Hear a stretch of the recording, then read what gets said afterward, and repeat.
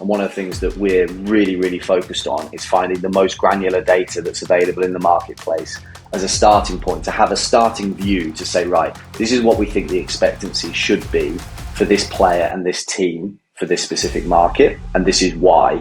You're listening to 15M Mastery, a show that empowers you with insights from the leading iGaming experts to enhance your personal or business performance. The show is brought to you by tech-driven affiliate and media company Already Media, and supported by the AI-powered data analytics platform Blask. Yo Investments, a fund manager investing in outstanding people who are disrupting the iGaming, fintech, and crypto industries. And BC Game, the multi-award winning crypto casino with a player-centric approach. Hello everyone and welcome back to 15M Mastery. Today we have a very special guest. We are joined by Henry Newman, CEO of Sporting Risk, who are experts in betting, forecasting, and analytics in sport. Henry also has a very interesting background in professional football, having worked as a scout and then first team coach for West Ham United. In this episode, we will explore how his journey from football scouting shaped the future of player prop and interval betting markets. Welcome, Henry. Nice to meet you, Dimitri. Pleasure to be here. Awesome. Let's dive in. So let's start with the first question, and it's about your experience analyzing football matches at West Ham United. Let's re-record this one.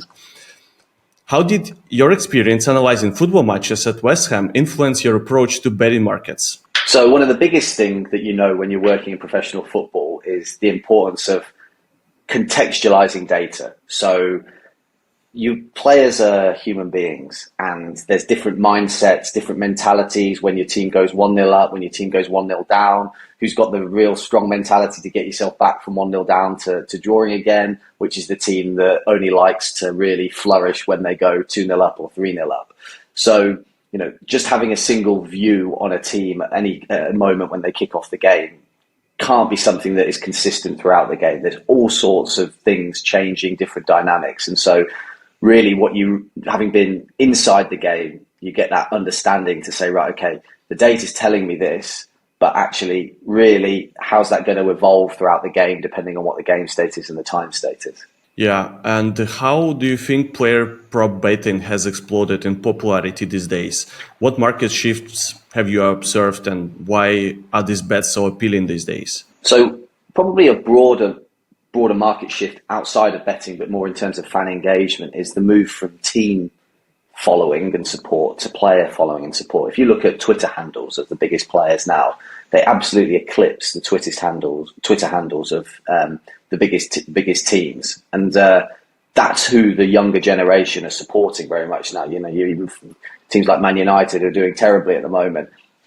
Fans that are coming to watch Man United are coming as much for an individual player as they are to watch the team at the moment. And so with that, what's the next thing? If that's what you're consuming on a player level in your social media and on your online when you're watching a game, that's what's going to translate into what you want to bet on. So that explosion, I think there's been a direct correlation in that explosion, and why you're seeing that sort of interest in the player props. And then that coupled with the betting market, where years ago there was the explosion of the bet builder. So you've got these sort of two big points joining each other, whereby you've got this sort of shift from the team to the player and the shift from the singles to multi-bets. And really that's where you're sort of at the sort of peak, if you like, in terms of where the engagement is in sports betting at the moment. Right. So what's interesting here is it feels like US is trailblazing player prop betting in a way, because if you think about European markets or even like emerging markets like Africa or Latin America, player prop betting is not yet there. So do you think like the European or tier 3 markets are ready for it, or it's still mainly on the US side of the world? I think because of that point I made with regards to the fan engagement, I definitely think they are ready for it. Maybe just not necessarily on the granularity that the US market has been consuming player props for the last few years, because there's the origins are slightly different there, because in the US market and just general US sports consumption has been much more data driven throughout the years. The US punter is generally more knowledgeable on a statistical and analytical level with regards to individual players and teams than what we've been accustomed to, shall we say, in Europe, particularly from a soccer perspective, with regards to our consumption of stats and analytics and what's ultimately been publicly available. XG for soccer has only really started to come into the domain in the last 2 to 3 years, whereas those sort of expected assists and expected points that you'd find in basketball have been around for much longer. So I think it's just a different type of consumption. But in the European markets, ultimately, for the same reason that I said with regards to that move to that sort of player fan engagement being, or the player being the focal point, that's why it's very prominent. And in Africa, you see even more so probably in terms of specific countries showing support for specific players. I'm thinking back to times when I was a fan, if you like, before coaching, and Didier Drogba was playing for Chelsea. In the Ivory Coast, it was Didier Drogba. Whatever team Didier Drogba played for, everyone in the Ivory Coast would support that team. So that combined with, in the African market in particular, that sort of desire to have multiple legs within bet builders, 15, 20 legs in an accumulator then, and being able to add some player markets into that, I think means that it's just a different type of consumption, but still really, really relevant in those markets. Yeah, absolutely agree with you. So what I see is happening, and probably this is a trend of the latest 5 to 7 years now, is the world is leaning towards real-time betting, and everyone's just watching the game and betting on the side. How do you create accurate pricing for player props in real time during matches? Because it feels like it's so complicated. So if we go back to the start, what I said with regards to the importance of contextualizing team and player performance based on what you've seen historically, that then the origin of that comes to the quality of data that you're using to generate the starting price, if you like, for the player props. And one of the things that we're really, really focused on is finding the most granular data that's available in the marketplace as a starting point, to have a starting view to say, right, this is what we think the expectancy should be for this player and this team for this specific market, and this is why, as opposed to doing a top-down modeling whereby you might just be taking what the market price, 1-2x price is, the market price for total match goals, and do a fair distribution of that accordingly, and then distribute amongst the players, whereby you haven't got a view on the individual player, you've just got a view on what the market's saying with regards to supremacy and expected goals in the game. So our bottom-up modelling approach, whereby we're looking at the expected value of every single player action, is the starting point for what then takes us into our in-play modelling. Because then once you've got that information, when you then can go into the in-play, you can say, right, when this event happens in the game, so let's say a team's gone 1-0 up in the first 15 minutes, we're able to then reference historically on a player level, what does that mean in terms of the dynamics of player and team performance for both the team that's taken the lead, but also for the team that's gone behind. Is it going to be a game whereby it's going to massively open up because the team that's gone 1-0 behind, we can see and reference our historical data to say that all of their offensive actions increase when they go behind because they open up to try and chase the game, or possibly the reverse. So it really comes back to the origins of the starting point of having that sort of richness and that granularity of the data to then be able to constantly reference back to that in place. Every time events are updating, then you can reference back to then be able to adjust your price accordingly. I really like what you just said, and let's try to dig deeper into the data point which you mentioned, because I feel like there is a lot of data in sport, right? And some people might argue that it's just pure noise.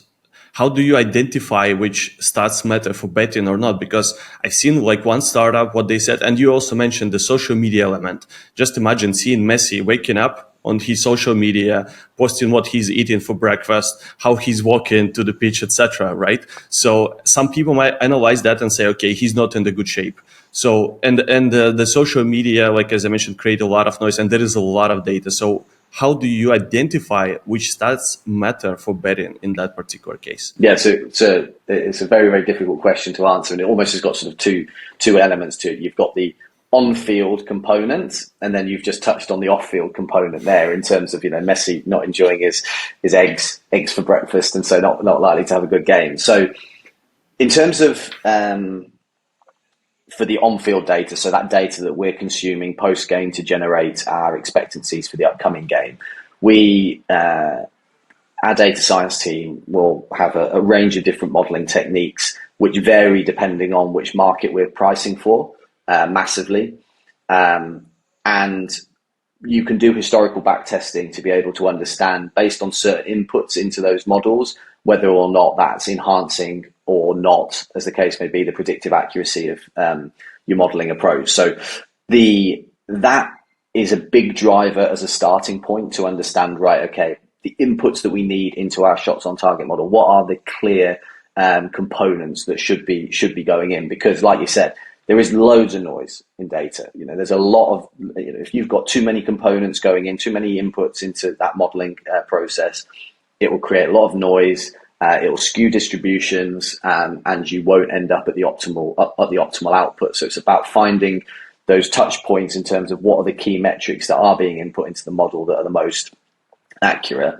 So one way of approaching that is from the looking historical backtesting. The other way that we also provide as an overlay is essentially with my background and our team from a trading perspective, and also our qualitative analysts. We also provide a qualitative overlay in terms of what are the key inputs into certain models. So what's a key metric that fundamentally is instrumental to driving what the expectancy would be for that statistic count or the supremacy in a game. So the models can take you so far, but when you really want to maybe capture some extremes on either side, that's where some of the expertise in the field and that qualitative overlay can come in. And that's how we try and approach very much our on-field, if you like, modeling as a starting point.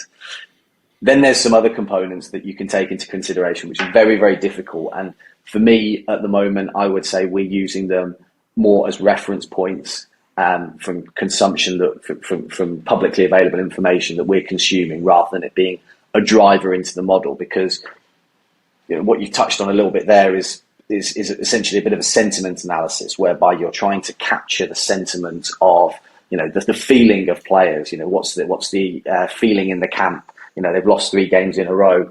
Is the manager about to get the sack, and the players are downing tools, and so therefore their expectancies for a lot of the offensive metrics are going to be 10% lower in this game rather than at their expected level. And so how do you capture that information? Well, it's like you touched on there. You see things on social media. You can be consuming different pieces of information from APIs on Twitter, Reddit as well, and all of that for us very much feeds into the qualitative analysts and the trading. So it provides some overlay to say, right, okay, does there need to be a global adjustment here in terms of the team from information that we've garnered from the public domain, or does there need to be an individual adjustment for a player as a result of that? So that to master that is a minefield in terms of what you're going in there, but it involves a lot of sophisticated, one, consumption of information, and then 2, integration of that into sort of AI modeling processes to sort of output suggestions for what you might do to adjust your pricing accordingly. Yeah, it absolutely makes sense. Thanks a lot for sharing your thoughts here. So let's try to make the last question super actionable for all the operators out there listening. So for operators who are looking to enhance their player prop offering, what concrete first steps should they take? Without doubt, first assessment will be what regions are you most prominent in. So where are you? Where do you know? Where's your biggest handle? And why as well? Is it because of where you're focused, or because you do strong marketing in a certain region, etc.? But understanding that is absolutely crucial. Then the second point I would say is if you're looking to enhance, depends your starting point. If you've got no player props, or you're looking to enhance your player prop offering. But a definite starting point is the provision of, for instance, shots-related player-based markets, shots on targets and shots, because they're the natural derivations from goal scorer markets that you're most likely to have on operators most likely to have already. That means you're transitioning the customer from the goal scorer betting into the player-based shots, and shots on target betting will be much more of a natural transition for them, and so you're more likely to get a sort of higher uptake. And then the absolute crucial thing for me is that if you want to maximize the value of your player props offering, make sure that you're getting a solution in place that is seamless integration with whatever bet builder solution you have.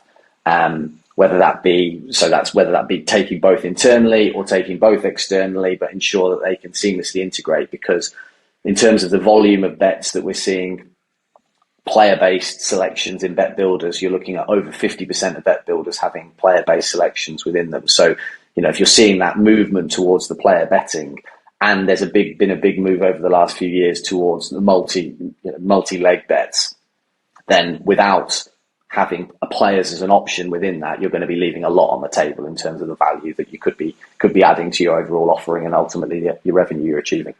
So you mentioned that in certain markets, and we discussed this slightly before, this might be like a significant piece of the additional revenue. Do you have any numbers in mind, like if someone doesn't have player props offering right now and versus adding this, like what kind of like uplift in percentages the guys might expect after adding this? So in terms of, so there's a couple of things to consider. So one is if you didn't have any player props at all, then in terms of your global soccer handle, you definitely expect, we're seeing growing from 10% upwards in terms of your handle for solely the player props, and that's on a very, very limited offering as well. That can be getting close to 15% upwards if you've got the sort of scale of coverage that we're able to offer to really sort of penetrate the different markets and have a good depth of actual betting markets as well.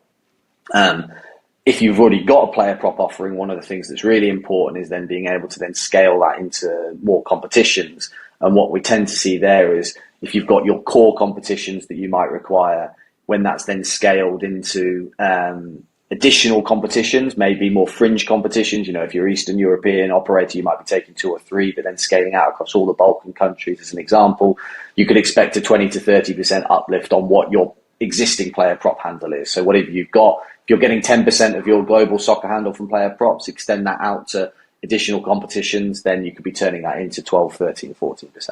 Yeah, that's absolutely huge. By just hearing these numbers, it just feels like anyone who's not doing this right now is missing a huge opportunity, because this compounding effect seems like huge across all the competitions, all the sports. So yeah, thanks a lot, and Henry, and I really appreciate your time and your insights. I think this episode has been super valuable for everyone. Great, thanks very much for your time too.